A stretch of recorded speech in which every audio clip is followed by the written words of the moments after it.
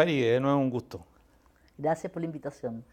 Faride, en tu presentación de este libro que señalaba Mayo Feminista, la rebelión contra el patriarcado, tú pones la vista en un personaje notable que es Belén de Zárraga, Genial. que en 1913, estamos hablando hace más de un siglo, llegó a Chile con un planteamiento muy liberador para el rol de la mujer y entonces fue muy alentada en el norte por Luis Emilio Recabarren, para poner un poco en contexto todo esto. Y fue muy condenada entonces por la Iglesia. Y tuvo un gran impacto social en ese momento. Bueno, ha pasado más de un siglo y el panorama sigue siendo crítico para justificar manifestaciones de rebelión, como la que inspiran este libro. Tú misma haces una comparación del sentido que ha tenido esta movilización feminista reciente en Chile, fundamentalmente de jóvenes, yo diría, con el impacto de aquel Mayo francés de hace medio siglo. ¿Qué es lo que hace lo esencial para atreverse a hablar de un cierto cambio de época con esto que se manifiesta en todos los textos de este libro? A ver, yo creo que efectivamente como el Mayo dialoga este Mayo feminista chileno con el Mayo francés a 50 años, porque en ambos se trata de revoluciones culturales.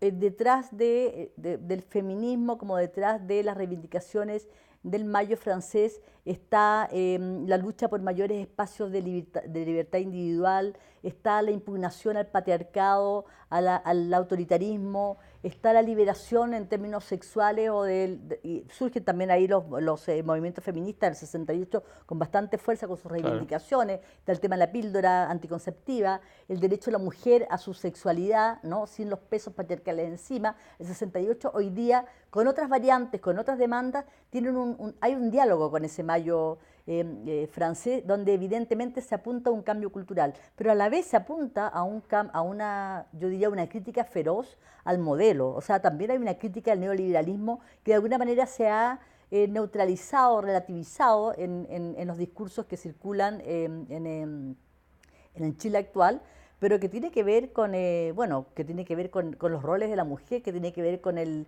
hecho de que la mujer efectivamente gana un tercio menos que el hombre, tiene que ver con que es imposible pensar que efectivamente la mujer como un sujeto de derecho, ¿no? Y en ese sentido sujeto de derecho como lo es cada ser humano, cada individuo que habita en esta república, tiene que tener esos derechos garantizados. Y hoy día vemos que en la precariedad de este sistema ni la grandes mayoría, ni las mujeres más pobres, ni la niñez de las niñas del Sename, niñas que son además doblemente discriminadas porque además son pobres, además son abandonadas, nadie tiene derecho. Hablamos de la movilización esta como expresión, ¿cierto? Y en la lectura que hacen, aquí hay notables autoras, y uno podría buscar, obviamente hay matices para aproximarse. Julieta Kirburg vincula feminismo y revolución. Luna Follegati habla del feminismo como un concepto polisémico y plural. Un hombre, el único que aparece acá, Jorge Díaz, habla de los feminismos. Yo creo que es acertado en la lectura entenderlo así, como los feminismos.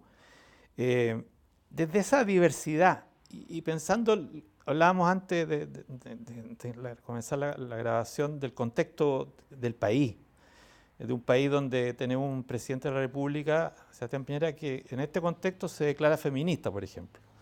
Y cualquiera se declara feminista. La gracia de este libro es que hace ciertas precisiones, permite salir de la cáscara. Pero nombrado a un político, podría haber nombrado muchos ejemplos. ¿Cómo entra en este desafío, en este Mayo feminista, en esta rebelión en desarrollo, este Chile, este contexto político de este Chile del cual comentábamos tantas cosas? Bueno, yo creo que entra porque yo creo que hay dos conceptos que caracterizan el Chile actual, dos palabras. Una es la concentración y la otra es el abuso. Este es el país donde tiene concentrado todo, la riqueza, los medios de comunicación, todo, ¿no? Y el abuso se abusa en todos los términos. O sea, la última paradoja de abuso, bueno, no me voy a referir a algo que nos tiene conmocionado a todos y que tiene que ver con la libertad de presos acusados de lesa humanidad. Estoy pensando en la cosa ridícula del papel confort, ¿no? Que creo que es una metáfora en el fondo del abuso y de lo que es este país. Yo creo que en ese sentido las mujeres, este movimiento no se sustrae a ello. O sea, el abuso también se manifiesta no solamente con los femicidios ni con las grandes manifestaciones que se han hecho con el Me Too en distintas partes.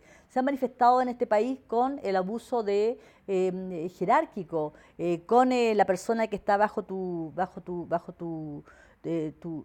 estructura orgánica, tu jefatura. Se manifiesta en la sala de clase entre el profesor y la estudiante y que tiene distintas facetas, y una de ellas es el acoso sexual en la sala de clase, que es lo que en definitiva hace estallar, o es la chispa que enciende esto, ¿no? Tanto en la Universidad Austral como luego en la Facultad de Derecho de la Universidad de Chile, con una figura que además es denominada la República, ¿no? En el caso de Carlos Carmona, en contra de Sofía Brito, y ahí Nona Fernández, que es una de las que escribe, hace un texto magistral a propósito de esta figura llamada de la República, que sin duda está hablando de una república con los pies de barro, ¿no? Y el abuso con su estudiante, con su ayudante.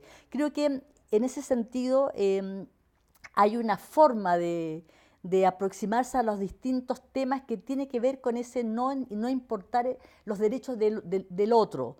Y en el caso concreto de las mujeres y del feminismo, yo creo que irrumpe, la punta del iceberg es el tema del acoso, pero nosotros no podemos sustraernos de que aquí hace los últimos 5 años, 6 años o más, han sido presidentas de la FECH mujeres, desde Camila Vallejos a Camila Rojas, a Valentina Saavedra, a Melissa Sepúlveda, ¿no? Que las dirigencias en las universidades son mujeres, que hubo una presidenta de la República mujer en 2 oportunidades. Y eso ya te va marcando algo cultural, algo que hace que efectivamente ya no sea la misma mujer de los años 60 o 70 la que está planteando sus derechos, sino es otro tipo de mujer con otros modelos que son muy importantes, pese a que los estereotipos siguen planteándose en los medios de comunicación y en todas partes.